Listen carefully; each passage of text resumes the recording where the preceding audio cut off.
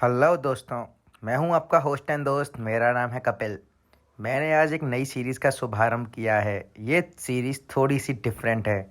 इस सीरीज़ में मैं हिस्ट्री से जुड़े सारे क्वेश्चन लेकर आऊँगा जो कि मॉडर्न हिस्ट्री, मिडिवल हिस्ट्री और एंशिएंट हिस्ट्री से जुड़े होंगे।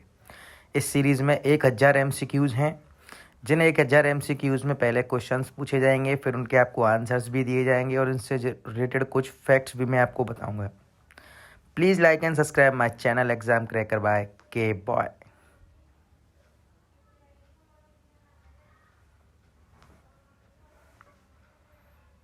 फर्स्ट क्वेश्चन, पानीपत की तीसरी लड़ाई में मराठा सेना की कमान किसने संभाली?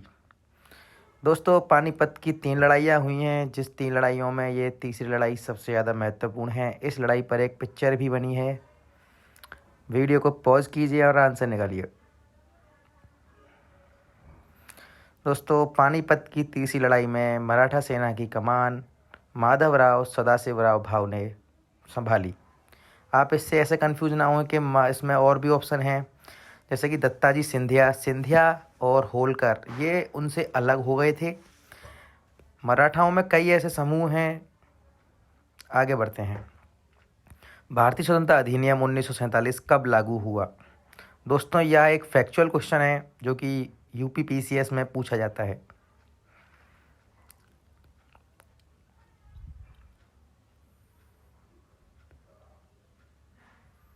दोस्तों, इसका आंसर है ऑप्शन बी, 18 जुलाई 1947।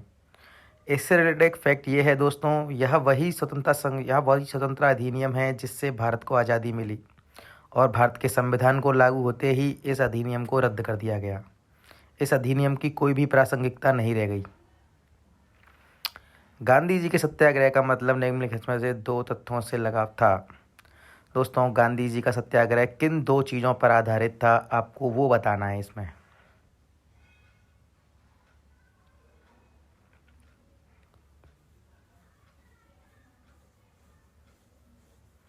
आंसर है ऑप्शन बी, ट्रुथ और नॉन वायलेंस, मीन्स सत्य और अहिंसा।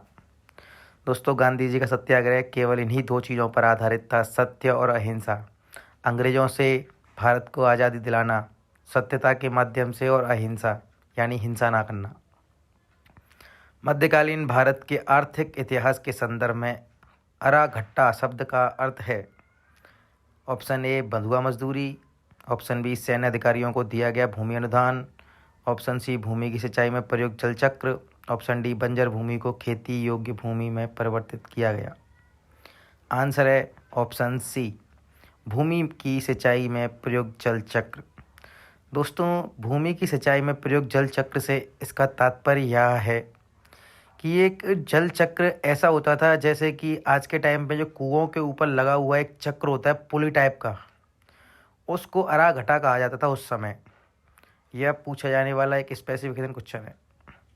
1939 में भारतीय राष्ट्रीय कांग्रेस त्रिपुरा अधिवेशन में महात्मा गांधी के पसंदीदा राष्ट्रपति उम्मीदवार कौन थे? राष्ट्रपति उम्मीदवार का मतलब है बेटा उस समय का इंडियन नेशनल कांग्रेस के president. Option B, Pattabhi Sitaramayya. दोस्तों, क्या आपको पता है कि INC के उस समय के चेयरमैन कौन बने? अगर पता है तो कमेंट कीजिए। 1939 में बनने वाले INC के चेयरमैन पट्टाभी सीतारमैया नहीं थे। आगे बढ़ते हैं। The following is the important port city of the Indus valley period. आपको यह बताना है कि सिंधु काल में महत्वपूर्ण बंदरगाह इनमें से कौन सा था? नंबर 1, लोथल, हड़प्पा, रोपड़, कालीबंगा यानी कालीबंगन। आंसर है ऑप्शन ए, लोथल। दोस्तों, लोथल की आज की जो लोकेशन है वह गुजरात के क्षेत्र में पड़ती है। यह गुजरात का भी एक आज पोर्ट सिटी है और हड़प्पा सभ्यता से उस समय कई और सभ्यताएं जैसे कि बेबीलोन की सभ्यता, इजिप्ट की सभ्यता और चीन की सभ्यता को यहाँ से सामान का आयात और निर्यात किया जाता था। भारतीय इतिहास के माध्यम के दौरान बंजारे आमतौर पर कौन थे? दोस्तों, बंजारे से अर्थ ये नहीं है कि आज के टाइम पे हम जैसे लोगों को देखते हैं ये घूमते रहते हैं या बंजारे थे। बंजारे उस समय एक पर्टिकुलर समुदाय को कहा जाता था। आंसर है ऑप्शन डी। भारतीय इतिहास के मध्यकाल के दौरान बंजारे आमतौर पर थे या व्यापारी थे दोस्तों, या एक जगह से चीज़ खरीदकर दूसरी जगह पर बेचते थे। इसी प्रकार यह घुमंतु प्रजाति भी कही जाती थी, जो कि एक राज्य से दूसरे राज्य में घूमती रहती थी।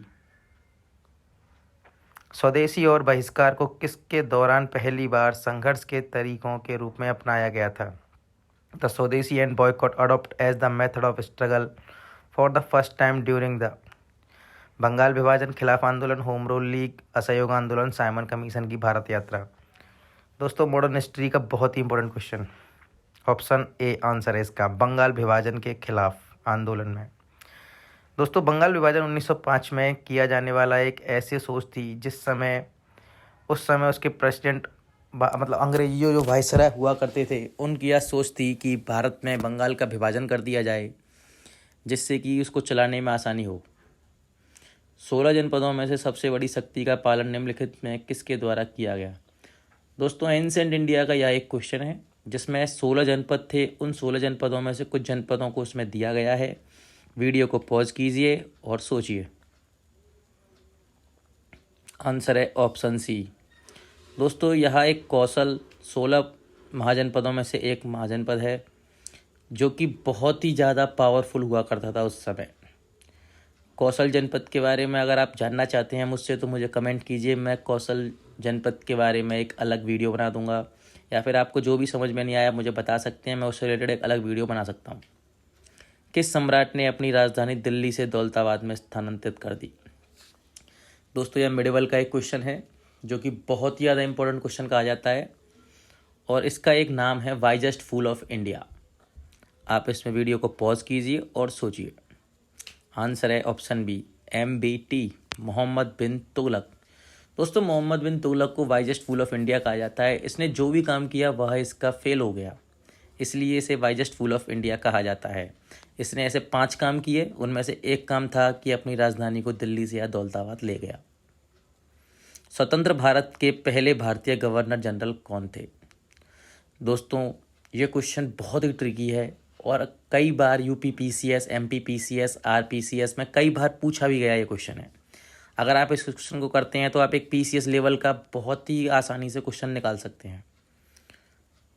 ऑप्शन डी, सी राजगोपालाचारी। दोस्तों सी राजगोपालाचारी ही पहले ऐसे गवर्नर जनरल थे जो आज़ाद भारत के, जो कि उस समय के गवर्नर कहलाए। उसके बाद भारत में संविधान का लागू हो जाने पर नए प्रधानमंत्री का चयन किया गया। ऋग्वेद में सबसे प्रसिद्ध नदी कौन सी थी? दोस्तों ऋग्वेद में 5 नदियों की बात की गई है। उन 5 नदियों में से एक नदी जो सबसे पवित्र थी या सबसे प्रसिद्ध थी, पवित्र नहीं पूछा है, प्रसिद्ध पूछा है, आप प्रसिद्ध नदी के बारे में बताएं। आंसर है ऑप्शन बी, दोस्तों सरस्वती। सरस्वती नदी दोस्तों सबसे पवित्र नदी है और इसके बारे में ऐसा कहा जाता है कि यह नदी ज़मीन के नीचे बहती है। दोस्तों इसका भी एक अलग कॉन्सेप्ट है जो कि हमें ज्योग्राफी में पढ़ाया जाता है। ऐसा इसके कारण होता है, आगे बढ़ते हैं। गोल गुंबज द्वारा डिजाइन किया गया था। दोस्तों यह एक आर्किटेक्चर क्वेश्चन है जो कि एंशिएंट हिस्ट्री से पूछा गया। सॉरी दोस्तों ये मिडिवल हिस्ट्री का एक क्वेश्चन है। आप इसका आंसर निकालें। इसका आंसर है दोस्तों option D, Yakut of Dabul. Yakut का दाबुल यह गोल गुंबज में डिज़ाइन किया गया है। दोस्तों गोल गुंबज से मतलब है, आप लोगों ने ताजमहल देखा होगा, ताजमहल के ऊपर एक गोल गुंबज है। अधिकतर इस्लामिक आर्किटेक्चर में यह दिखाया जाता है कि वो अपनी मीनारों के ऊपर गोल गुंबज बनाते हैं। 1943 में भारतीय राष्ट्रीय सेना अस्तित्व में आई। दोस्तों यह इंडियन नेशनल आर्मी की बात कर रहा है, जो कि सुभाष चंद्र बोस जिसके फाउंडर माने जाते हैं, लेकिन एक्चुअल में Subhash Chandra Bose Indian national army के फाउंडर नहीं हैं।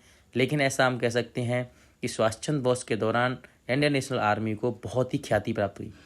आंसर है ऑप्शन ए, सिंगापुर। सिंगापुर के बारे में मैंने आपको अपनी प्रीवियस वीडियोस में सिंगापुर कौन से पेनिनसुला पर, इसकी कैपिटल क्या है, सारी अपनी वीडियोस में बताया है। आप जाएं और उसको सर्च करें और देखें कैसा दिखता है सिंगापुर। आगे बढ़ते हैं दोस्तों। Who compose the Aihole inscription? Aihole inscription की रचना किसने की? आपके ऑप्शन है Ravikirti, Harisena, Bilhana and none of the above. दोस्तों रविकृति ऐहोल इंस्क्रिप्शन ऑप्शन निकालिए दोस्तों, वीडियो पॉज कीजिए और आंसर निकालिए। आंसर है दोस्तों ऑप्शन ए। वैसे मैंने इसका आंसर रिवील कर दिया था, बहुत ही सिंपल क्वेश्चन था, बहुत ही एग्जाम पॉइंट ऑफ व्यू से रिलेवेंट क्वेश्चन था दोस्तों, आपके लिए बहुत ही इंपॉर्टेंट का आंसर था। रविकृति, दोस्तों रविकृति ने ऐहोल इंस्क्रिप्शन की रचना की। आगे बढ़ते हैं दोस्तों। भारतीय मुगल चित्रों की उत्पत्ति किस मुगल सम्राट के शासनकाल में हुई? हुमायूं, अकबर, जहांगीर, शाहजहां। दोस्तों वीडियो को पॉज कीजिए और 2 मिनट के लिए सोचिए। आंसर बहुत ईजी है, इसका आंसर है हुमायूं। भारतीय मुगल चित्रों की उत्पत्ति हुमायूं सम्राट के शासनकाल में हुई। दोस्तों आपको जानकर एक हैरानी भी होगी कि पेंटर किंग इसमें से जहांगीर को कहा जाता है। जहांगीर के शासनकाल के दौरान सबसे ज़्यादा पेंटिंगों की उत्पत्ति हुई। अखिल भारतीय राष्ट्रीय कांग्रेस के संस्थापक कौन थे? दोस्तों राष्ट्रीय कांग्रेस यह वही कांग्रेस है जिसे आज हम अपनी राजनीति में सबसे बड़ी पार्टी भाजपा के बाद देखते हैं। उसकी स्थापना 1885 में हुई थी। आपको ये बताना है दोस्तों कि उसकी स्थापना के लिए सबसे बड़ा हाथ किसका माना जाता है? इसका आंसर है दोस्तों ऑप्शन ए ओ हुयुम। दोस्तों ए ओ हुयुम एक विदेशी मूल के नागरिक थे जिसने भारत की राजनीति में बहुत ही बड़ा योगदान दिया। कांग्रेस की स्थापना के बाद ए ओ हुयुम को कांग्रेस की फाउंडर के रूप में जाना जाता है, जो कि आज तक कांग्रेस का सबसे बड़ा चलन के रूप में चला आ रहा है। आगे बढ़ते हैं दोस्तों। After the Mahaparinirvan of the Lord Buddha the first Buddhist council was held. दोस्तों 4 बुद्धिस्ट काउंसिल हुई हैं, आपको ये बतानी है कि पहली बुद्धिस्ट काउंसिल कहाँ हुई थी। आंसर है दोस्तों ए राजगिरा। दोस्तों बुद्धिस्ट काउंसिल पहली राजगिरा में हुई थी, दूसरी वैशाली में, तीसरी पाटलिपुत्र में, चौथी कश्मीर में। दोस्तों अगर आपको ये पता है तो आप मुझे ये बता दीजिए कि ये चारों बुद्ध कौन कौन से किस किस राजा के समय में कब कब किस समय हुई। मैंने आपको ये बता दिया है कहाँ हुई। आगे बढ़ते हैं। अल बरूनी का अरबी कार्य जिसने उपमहाद्वीप का लेखा दिया उसे कहा जाता है। आपको दोस्तों सीधा सीधा इसमें यह बताना है कि ऐसी अल बरूनी की कौन सी किताब है जिसमें उसने उपमहाद्वीप के बारे में लिखा है। इसका आंसर है दोस्तों किताब अल हिंद। दोस्तों किताब अल हिंद में अल बरूनी ने भारतीय उपमहाद्वीप के बारे में लिखा हुआ है। भारतीय उपमहाद्वीप से मतलब है पाकिस्तान, भारत, बांग्लादेश और जम्बू द्वीप के रूप में जैसा भारत को हम जानते हैं, यह सभी इसमें एकत्रित था। भारत के स्वतंत्रता संग्राम में कौन सा रसायन एक महत्वपूर्ण प्रतीक था? दोस्तों ये एक ऐसा फैक्ट है जो आपने पहले कभी नहीं सुना होगा, जो आपको आज सुनने के लिए मिलेगा।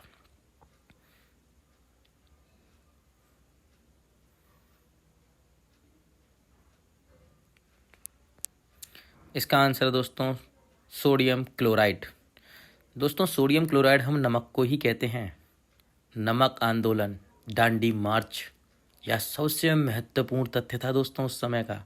गांधी जी ने इसी सत्याग्रह के आधार पर कई जनताओं को भारत से जोड़ा।